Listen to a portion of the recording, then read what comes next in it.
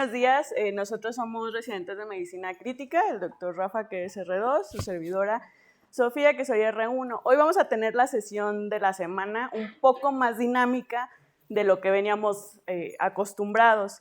Vamos a jugar un Kahoot, ¿sale? ¿Quién ya conoce este juego o la dinámica? ¿Ok? Pues son tan chavos. La mayoría. Tan bueno, chiquitos. Si me hubieran preguntado a mí quizás hace un año, hubiera dicho, no, pues a Dios que sea. Pero sí es cierto, ustedes están más jóvenes. Bueno, van a hacer una sesión de preguntas.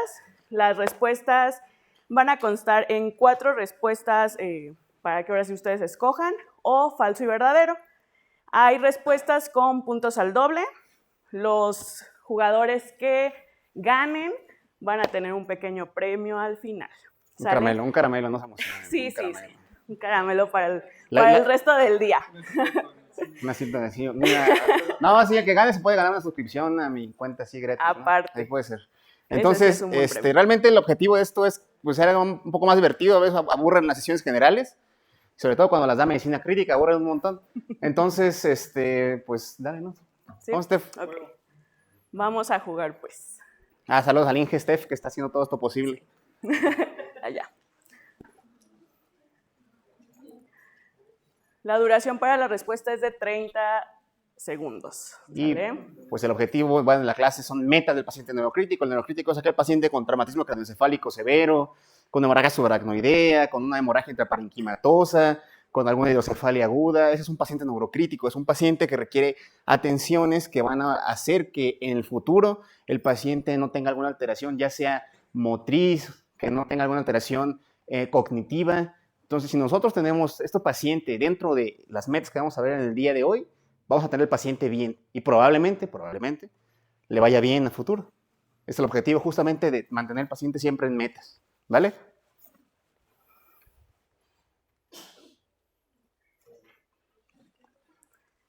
¿Qué es Ghost Cap? Primera pregunta. Medidas para evaluación del paciente grave, mnemotecnia que nos ayuda con la atención del paciente, herramienta prequirúrgica, escala para evaluación del paciente quemado. Está muy fácil. Recuerden, son 30 segundos, sin presión. Una de esas 4 es la respuesta correcta. Cualquiera pueden escoger como que ustedes crean que sea la correcta. Entonces, de eso se trata el juego. La mayoría acertó. O sea, Ghost Cap es una mnemotecnia que nos va a ayudar con la atención del paciente. Entonces, esa es una escala que surgió de un autor muy famoso que es Jean-Louis Vincent. Él creó una editorial justamente con la intención de que nosotros, bueno, los médicos, tuviéramos un acceso mucho más sencillo a toda esta información. Entonces, vamos a ver a través de la clase que cada letra tiene un significado. Y nosotros sabemos que con mnemotecnias aprendemos más fácil y se nos olvidan menos las cosas, que es el objetivo justamente de esto. ¿Vale, Steph? Siguiente pregunta. Felicidades, Salomé. Salomé va ganando. Nacho, ¿tú no sabes, Nacho? No. Son 3 metas que debemos cuidar en el paciente neurocrítico. Baño diario, comer frutas y verduras, dormir 8 horas al día, o tal vez monitorizar la frecuencia cardíaca, tomar un electroencefalograma diario. ¿Cuál será la respuesta correcta? 30 segundos, acuérdense, solo es una respuesta correcta.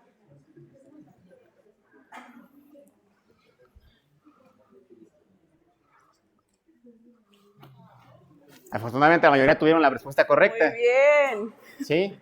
Bravo. Entonces, tenemos que estar checando en todos los pacientes la glucosa. Vamos a ver ahorita las metas, la presión arterial, la hemoglobina, mantener al paciente dentro de una posición en particular, justamente para evitar que el paciente tenga malos resultados neurológicos a corto, mediano y largo plazo. Algo que seguramente la gran mayoría se fue por aquí, pares craneales y electroencefalograma. No son estudios de rutina ni diario. Exacto. Y pares craneales, muchas veces estos pacientes, dentro de lo que vamos a ver, van a estar sedados. No puedes valorar los pares craneales en un paciente sedado. Es correcto. Héctor Cuellar va ganando en esta ronda. ¿Qué pasa con Salomé? Se fue. Ya no está Salomé. Falso o verdadero. La meta de hemoglobina en paciente neurocrítico es mantenerlo por arriba de 10. Sí, no lo sé.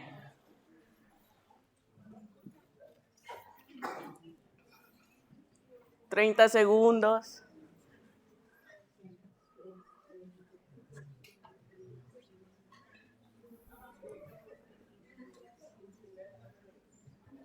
No se copien.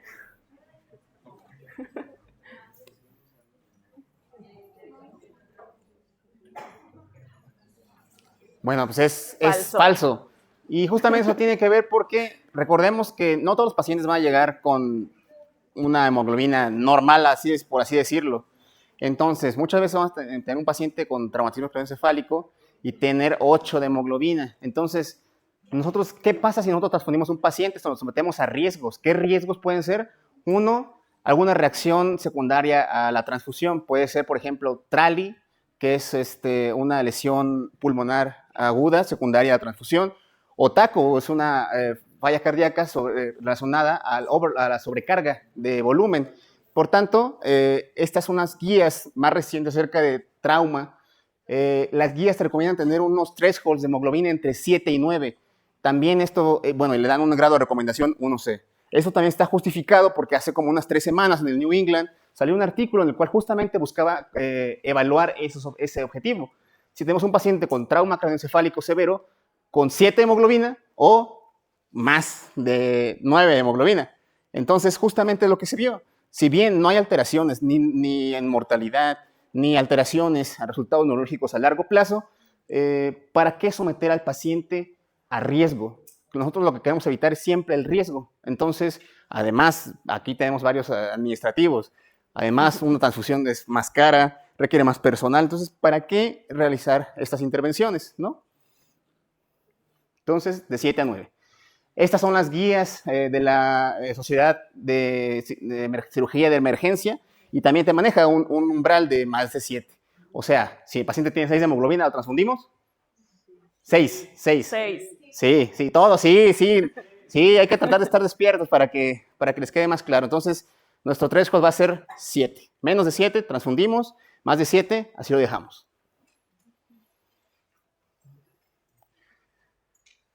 Bueno, esta también es una revisión sistemática con metaanálisis en el cual justamente lo que quieren comparar es eso, o sea, mantener una hemoglobina más abajo de 7 o más arriba de 9. Y dice lo mismo, tenemos que tener una hemoglobina entre 7 y 9 gramos por decilitro, no más arriba, o sea, no transfundir con más de eso de hemoglobina. Y sí pasa, sí se ve que se hace. Entonces, ya lo saben, ¿no? Tómenle foto, no sé, como quieran, entre 7, menos de 7 no se transfunde. ¿Vale? O sea, 2 guías y una revisión. Ajá, 2 guías, aleatorios autorizados, exactamente. ¿Cuánto es la meta de sodio en nuestro paciente neurocrítico? 4 respuestas posibles.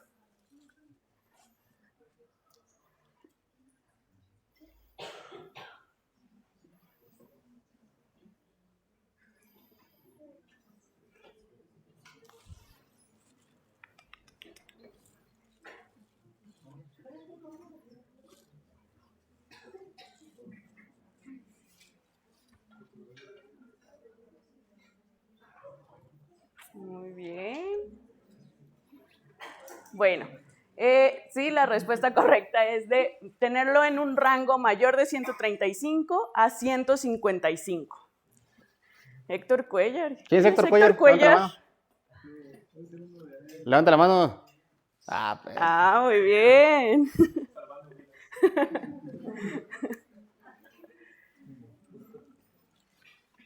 Bueno, estas son las mismas guías que habíamos visto en la de hemoglobina y en esta también nos comentan, es una recomendación fuerte, mantener los niveles de sodio como habíamos visto, bueno, aquí lo mencionan de 140 a 145, sobre todo en pacientes con TCE severo, ¿sale? Aquí va a variar mucho y depende de dónde no lo revisen. Por ejemplo, aquí nos maneja 140 a 145, la diapositiva decía 135 a 155. En algunas ocasiones podemos tener un threshold un poquito más alto, sobre todo porque tratamos de disminuir el edema. Ya saben que a grandes rasgos la sal deshidrata, ¿no? Entonces lo que queremos es evitar el edema en pacientes con hipertensión intracraneal, solamente en pacientes que tienen hipertensión intracraneal. Y solamente en ese contexto podemos justificar la elevación del sodio, probablemente la elevación del sodio, porque también la evidencia, como siempre, está cambiando. Puntos al doble. La meta de presión arterial media en pacientes neurocrítico.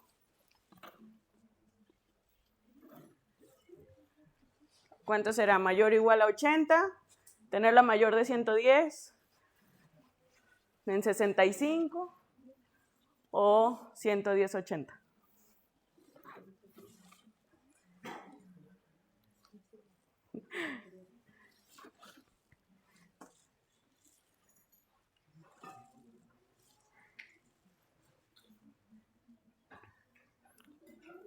Bueno, la respuesta correcta es mantenerla mayor o igual a 80 milímetros de mercurio. Aquí muchos se fueron con la finta de 65, porque, bueno, generalmente cuando hablamos de cualquier tipo de paciente, nuestra meta de presión arterial media va a ser mayor a 65.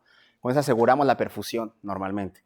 Pero en un paciente neurocrítico, hay que recordar que lo primero que tenemos que evaluar es la perfusión cerebral. La perfusión cerebral va a ser igual a presión arterial media menos presión intracraneal. Entonces, si tenemos una presión intracraneal elevada, vamos a poner, por ejemplo, más allá de 21, de presión intracraneal, tenemos una PAM de, no sé, 85 menos 21, ¿cuánto es? Bueno, menos 20, para que no sea tan difícil. 85 menos 20, ¿cuánto es?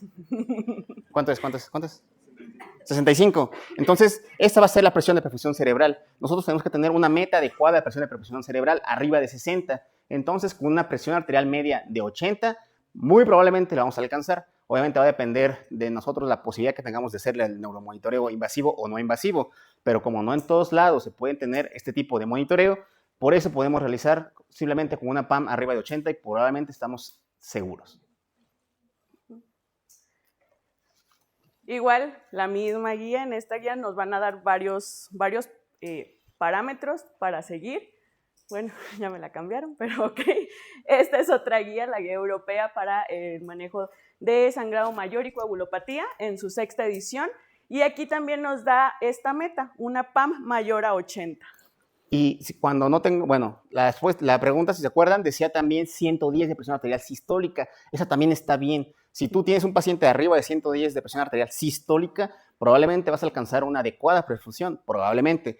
Pero la pregunta decía presión arterial media. Es correcto. Exacto. Siguiente pregunta. ¿A qué se refiere la C en Ghost Cup? Ya café. Se me antojó un cafecito. Café, quiero café.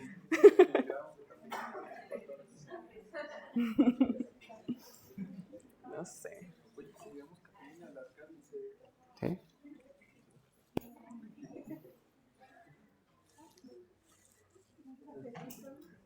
Al cafecito dicen por acá. Bien. Confort, bueno, sí, esa casi toda bien. Excelente. Es correcto, se refiere al confort del paciente. ¿Y a qué nos referimos con confort? Bueno, al confort se refiere a que tenemos que tener al paciente sin dolor, en una adecuada posición en la cama, si necesita, pues, iniciar alimentación, o si puede iniciar alimentación, que casi es en muchos de nuestros pacientes, pues también. Café, pues también, si quiere café. Mufasa, híjole, ya sobrepasaron a él. ¿Quién es Mufasa? ¿Quién es Mufasa? Mufasa, ¿no está por ahí? ¿No hay nadie de Mufasa? Bueno, y justamente esto del confort va de la mano, como dijo la doctora Sofi, con la posición del paciente. Entonces, no es de gratis que nosotros siempre insistamos y que incluso cuando vamos a urgencias, levantamos siempre a los pacientes. Este fue un estudio, es una observacional, es una corte observacional, es decir, realmente no se realizó ninguna intervención, solamente se vieron a los pacientes. Eso quiere decir que es la información más real, no está aleatorizado ni nada. O sea, tú viste al paciente qué es lo que le estaba pasando. Y querían evaluar justamente eso. Si la presión intracraneal se modificaba, si el paciente se encontraba completamente en posición supina, o cómo se va a modificar conforme el paciente fuera incrementando su nivel en la cabecera. ¿Y qué fue lo que se observó? Justamente fue que en los pacientes a los cuales se encontraban así en posición supina o completamente acostados, la presión intracraneal se elevó. Entonces, una de las medidas baratas, reproducibles, que pueden hacerse en cualquier servicio, es la elevación de la cabecera, ¿no? Por tanto, siempre que tengan un paciente neurocrítico, eleven la cabecera, es gratis, y van a ayudarle mucho al paciente. Sin mencionar que también nos va a ayudar a evitar o a disminuir el riesgo de microaspiraciones que puedan conllevar al paciente a que tenga una neumonía, que pues es algo que tenemos que evitar. Sí. Entonces, si lo apuesto, se puede morir. Sí. Sí. No lo apuesto. Justo lo que decía el doctor, ¿no? Disminuyendo la postura de estar de 30 a 15 o incluso a 0 grados, incrementó la presión intracraneal. Y como comentaron por allá, se puede morir. Sí. Falso o verdadero. Debemos tener al paciente neurocrítico con hipotermia permisiva. ¿Verdadero o falso?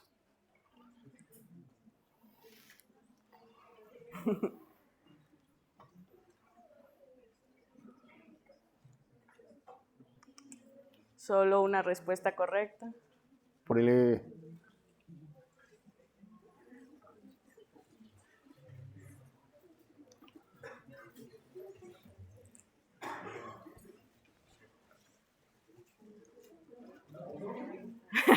Falso. Es falso. Falso. Por alguna razón, yo creo que muchos de los cuando estudiamos les decían que la hipotermia en el neurocrítico a lo mejor era buena, pero no es así. La hipotermia no va a ser buena.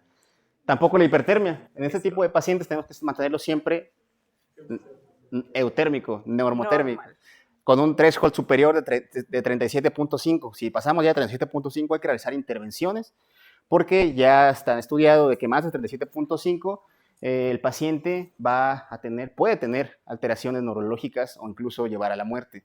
Pero, ¿qué pasa si tenemos al paciente con hipotermia? ¿Qué puede pasar? Bueno, podemos llevar al paciente a coagulopatía principalmente. Recordemos que la tríada de la muerte, ¿alguien sabe la tríada de la muerte? Por allá dijeron acidosis, ¿qué más? Otra cosa. Hipotermia. Ajá, hipotermia, acidosis, y por allá, ¿qué otra cosa? Ya lo dije. Coagulopatía, bueno, esa es el diamante de la muerte. Ajá, ese es el diamante. Pero sí, entonces es hipotermia, acidosis, coagulopatía e hipocalcemia. Hay que evitarlo. Justamente no lo inventamos. La guía nos hace una recomendación fuerte de mantener a nuestro paciente no más allá de 37.5, pero tampoco en hipotermia. O sea, mantenerlo con una temperatura normal. Y eso está explicado también. Recordemos que las guías están basadas en estudios. A nosotros nos gusta mucho revisar los estudios de los cuales salieron esas guías. Es una revisión sistemática, es decir, un montón de estudios que se realizaron durante 14 años y justamente querían evaluar cuál es la relación entre la temperatura y los resultados del paciente neurocrítico. Entonces, la alta temperatura va a ocasionar incremento en los pacientes, va a incrementar la mortalidad y además de eso, malos resultados funcionales. Por tanto, nuestro threshold tiene que ser 37.5. Arriba de eso, hay que tomar medidas. Una medida fácil, barata, y si el paciente no tiene lesión renal, podría ser el diclofenaco. El diclofenaco, además del paracetamol, el diclofenaco nos puede ayudar mucho. Tratemos de no utilizar metamizol. ¿Por qué no debemos usar metamizol?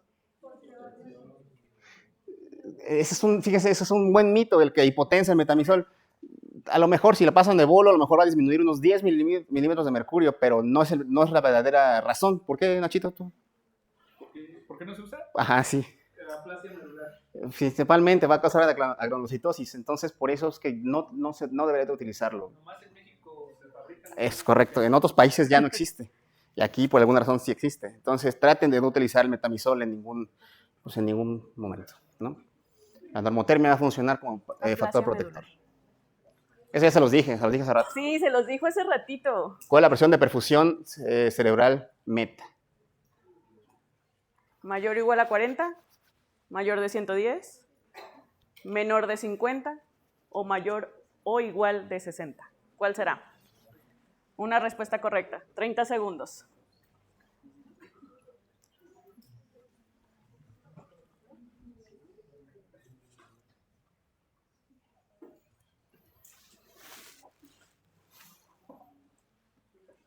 Ya habíamos dicho, mayor o igual a 60, pero igual dile otra vez, Sofía. Ok, mayor o igual a 60 es la respuesta correcta. Acuérdense que ¿Se acuerdan cómo les explicó el doctor que se saca la presión de perfusión cerebral? A ver, ¿quién dijo que sí? Nacho. Ay, Nacho. Bueno, ¿mande? A ver, dilo, Ray. Es correcto, muy bien. Y tener una presión de perfusión cerebral de 60, pues nos está garantizando que nuestro cerebro va a estar bien perfundido. Y bueno, de igual manera, esa fue una corta retrospectiva en la cual querían evaluar, establecer un umbral para relacionar la muerte o sobrevida en los pacientes con traumatismo craneoencefálico. Entonces, el umbral que ellos buscaban fue que más de 22 milímetros de mercurio, ya estamos hablando de hipertensión intracraneal. Probablemente, depende de la bibliografía, generalmente más de 20 milímetros de mercurio, ya estamos hablando de hipertensión intracraneal. Para este estudio fueron 22. Y una presión de perfusión cerebral adecuada fueron más de 70, pero también lo mismo que les comento, van a encontrar en un rango de 60 a 70. Por tanto, tenemos que estar evaluando, ¿no? A lo mejor irnos un poquito más permisivos, porque también el hecho de realizar incremento en la presión va a tomar más intervenciones. ¿Qué intervención podemos tener para elevar la presión? Vasopresores, principalmente vasopresores. Entonces, más uso de vasopresores, no está mal, pero tenemos que estar evaluando que a lo mejor son intervenciones adicionales. Nosotros tenemos esa idea, vasopresores, pero muchos tienen la idea de poner volumen, y el volumen sí puede llegar a hacer daño. Por tanto, pues un umbral, vamos a dejarlo entre 60 a 70 de presión cerebral, es bueno. Puntos al doble. ¿Cuál es el rango de glucosa aceptable en paciente neurocrítico? Ojo, en Ghost Cap. Aquí tienen que escribir la respuesta. Por eso es puntos al doble.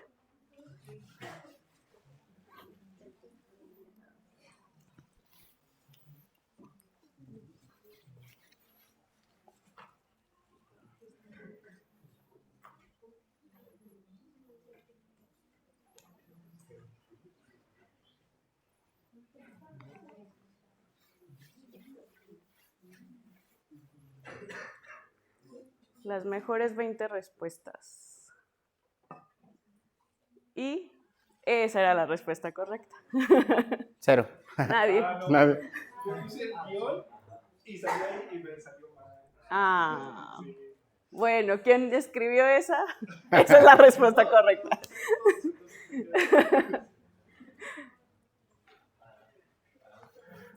Y bueno, esto viene de la mano de un estudio muy clásico, bueno, All This by Classy, es el estudio Nice Sugar, el cual justamente lo que buscaba era evaluar qué pasaba con los pacientes a los cuales se sometían a ciertas intervenciones para bajar la glucosa, principalmente la administración de insulina. Entonces ellos encontraron que mantenernos entre 80 y 180 miligramos por decilitro podría ser seguro. Recordemos que menos glucosa, bueno, hipoglucemia es igual a incremento en la mortalidad, hiperglucemia probablemente no. Pero si nosotros queremos mantener un threshold más bajo, probablemente tenemos que realizar más intervenciones y, por ejemplo, no todos están en una terapia intensiva, donde tienen un enfermero para un paciente. A veces, por ejemplo, en urgencias tenemos 60 pacientes. Entonces, ¿qué pasa si tú quieres ponerle mucha insulina a un paciente? Te va a hacer hipoglucemia y a lo mejor se te muere y no te das cuenta. Por tanto, entre 80 y 180 podemos encontrarnos de manera segura. También van a encontrar bibliografía en la cual te dice entre 110 y 180, también está bien. Inclusive las guías últimas, las más recientes que hablan acerca de la meta de glucosa en el paciente críticamente enfermo, te dicen que más o menos entre 140 y 180. Entonces, aquí sí es un poco un rango más alto, pero siempre nuestro tope va a ser 180 y menos de 80 hay que realizar una intervención para mejorar la glucosa. Justamente esta es una revisión sistemática en la cual querían comparar, fue particular el paciente neurocrítico, fueron 1.248 pacientes y querían evaluar justamente eso, cuál fue el threshold más seguro para las metas de glucosa, y justamente encontraron que entre 140 y 180. Y recordemos, para la gente que está en urgencias, me dice, ay, ¿dónde me di? ¿Quién sabe? Como que no los veo.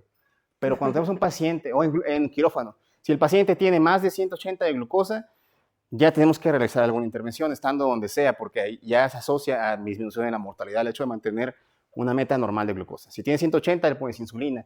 Si tiene 180 dos veces seguidas, o sea, es decir, ahorita a las 8 tiene 180, a las 9 tiene 189, hay que poner una infusión de insulina. ¿Por qué? Porque tenemos que mantener a nuestro paciente siempre dentro de metas. Y eso es para todos los pacientes, no solamente para el neurocrítico. Y también recordar que tener pacientes con una glucosa menor a 80, aparte de que se asocia a más hipoglucemias, pues también tenían una peor recuperación neurológica.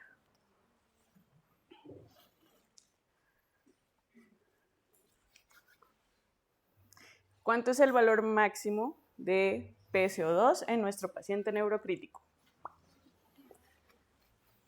Esta tiene chanfle, pero sí, Jejeje. Ajá. Por eso es puntos al doble.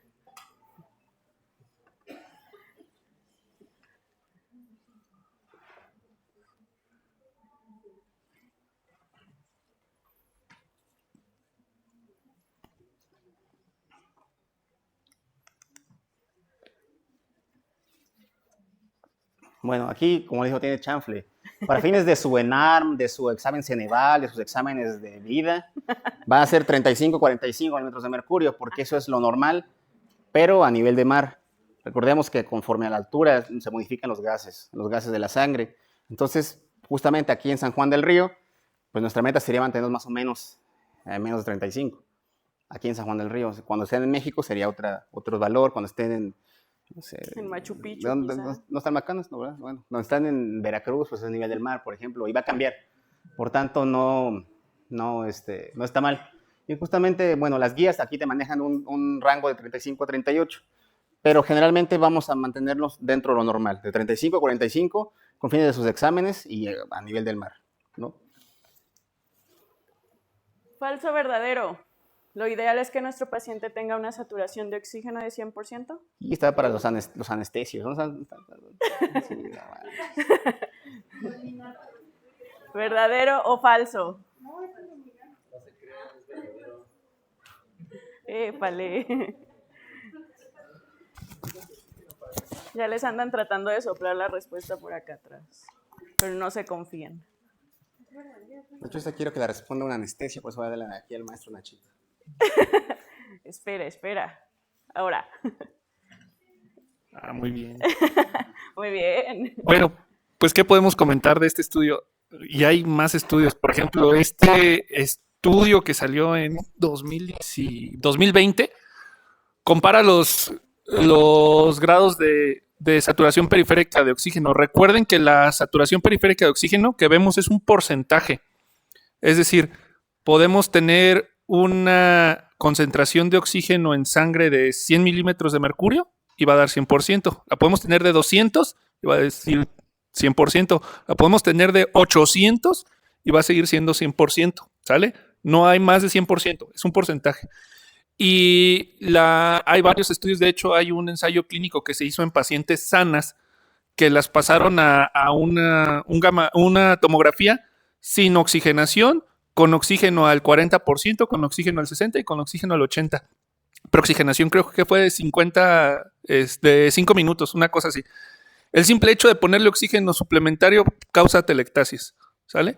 Entonces, una FiO2 mayor a la necesaria te va a provocar atelectasias. Y seguro les ha pasado en el quirófano. ¿Por qué un paciente que entró a cirugía sin oxígeno sale del quirófano con puntas nasales?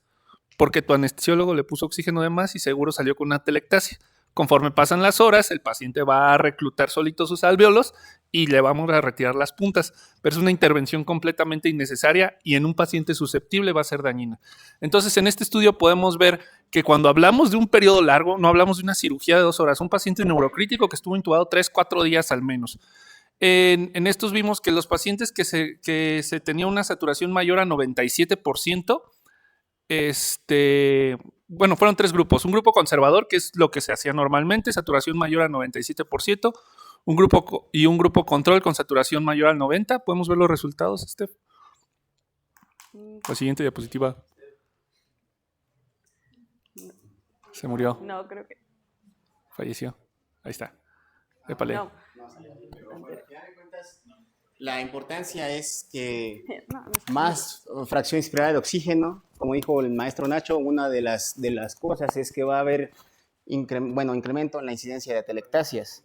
Entonces, esas atelectasias a nosotros nos van a, ya sea en medicina interna o en otros lados, pacientes neurocríticos suben a piso de cirugía cuando no hay espacio en algunos lados.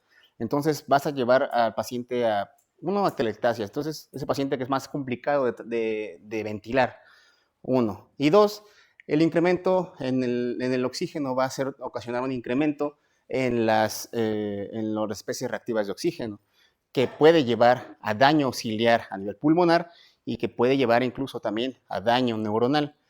Por eso, a veces cuando estamos en quirófano, por ahí, bueno, sí, ya está, que le decimos, no, es que no hay que, o sea, ustedes están chiquitos, están en formación, estamos en formación, pero cuando ustedes estén al mando de la sala, ustedes siempre traten de mantener al paciente en rangos. Entonces, el rango para un paciente neurocrítico es arriba de 94% hasta 98%. Esa sería nuestra meta. Y generalmente casi todos los pacientes van a manejar ese rango, a menos que sea un paciente que tenga alguna enfermedad pulmonar crónica. Entonces, nuestro rango de 94 a 98%. Y complementando lo que el doctor Nacho quería mencionarles, es que los pacientes que tenían aquella saturación mayor de 98% duraron más tiempo con ventilación mecánica, a los 28 días. Bueno, la sesión de preguntas ya está aquí terminó. Ahorita vamos a ver quiénes fueron los ganadores. Bueno, hay que recordar que nuestro Ghost Paco, Cup, tercer lugar. Mufasa, segundo lugar. ¿y quién fue el primero? Héctor, no sé qué, ¿no? Yo creo que va a ser Cuellar. Héctor Cuellar, sí, muy bravo. bien. Felicidades. Bravo. Bueno, con esta sesión quisimos mostrarles que Ghost Cup tiene evidencia para cada uno de todos los parámetros que ellos miden. Entonces, tener un paciente neurocrítico y seguir esta mnemotecnia, pues va a ser una buena práctica clínica. No es la única, hay otras, pero esta es bastante fácil de recordar, ¿sale? Y bueno. Entonces, recordando, ¿la G de qué es? Glucosa. ¿Glucosa de cuánto? 80, 180, de acuerdo. Luego, la H de hemoglobina de cuánto? Ajá, menos de 7 se transfunde, más de 7 no se transfunde. Luego, ¿qué sigue? ¿La O? ¿O de qué? Oxígeno, ¿cuánto? Exacto. S de sodio. ¿Sodio de cuánto? Sodio normal. Y cuando el paciente tiene hipertensión intracraneal, podríamos tener probablemente un threshold un poquito más alto, hasta 155 más o menos, ¿no? Luego, la T, ¿cuánto? Menos 37.5, exactamente. Luego, ¿qué sigue de la T? Ya no me acuerdo. La C, confort. El paciente bien con una analgesia óptima, mantener cuando se requiere un buen RAS, mantener un buen CPOT, para que el paciente, pues, esté confort. Y la posición del paciente. Posición del paciente. Ajá. Luego, ¿qué sigue de la C? La A. ¿A de qué?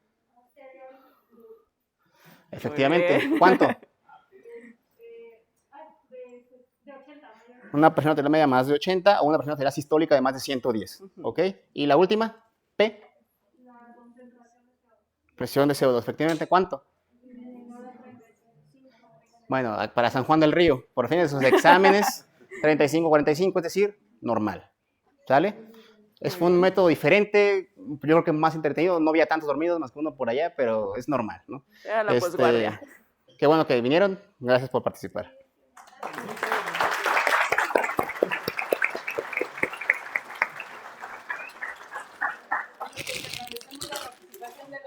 Les pido nuevamente un fuerte aplauso para ellos.